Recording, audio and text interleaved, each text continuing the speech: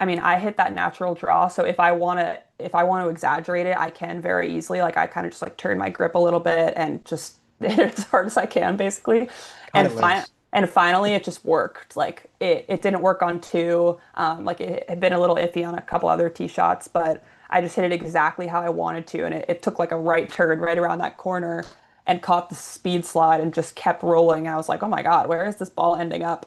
And my caddy was like so nice about it and giving me compliments. And I think I went first on that tee box too, which was great because I'd just like step up and hit it and not think about anything. That is another thing that is just so underappreciated about Augusta is the lies in the fairway. Like it might be a wide open course, from the tee box. Like there isn't much rough out there, but in the fairway, if you're in the wrong spot, it's like equally as disadvantageous because hitting a 7-iron like with the ball so far above your feet, like you really have to adjust for that, especially as someone who hasn't played that much golf recently and like isn't that dialed in terms of like lies and alignment and all of that.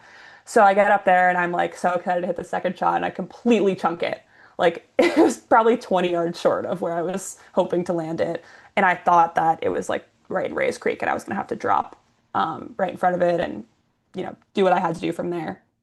And we walk up, and my ball is sitting there like on the water bank. So it's like on like the wet sand and pebbles. And I think Joaquin Neiman had actually been there early in the week and like totally botched it, and it rolled back to his feet. So I was like, this is gonna happen.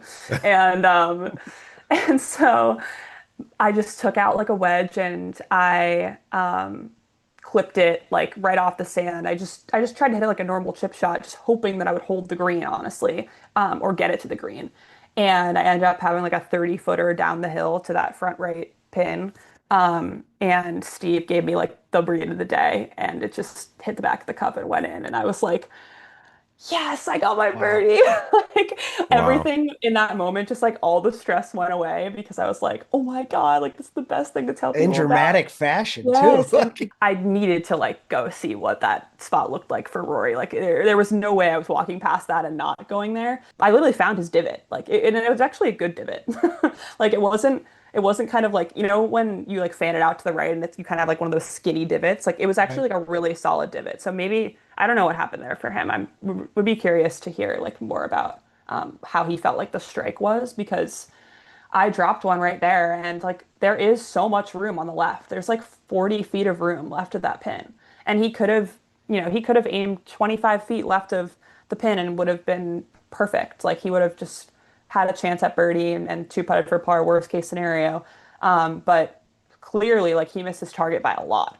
So it's again just like me appreciating the fact that like this course just like does something to your brain that no other golf course does. And even to the point where a simple 82-yard wedge shot for the number two player in the world can become the hardest shot all of a sudden in your mind. So just being able to hit that was like it was cool to just like put myself in his shoes for a second, and then yeah, just put the whole round into context again, and the emotional roller coaster that it And was. tell the passengers where you hit it. I mean, I hit it to like 12 feet. It was a pretty good shot. Wow. Wow. Didn't have the I was weight of like, the weight of the world on you, but no, it was a great shot. I said to my caddy, I was like, easy game.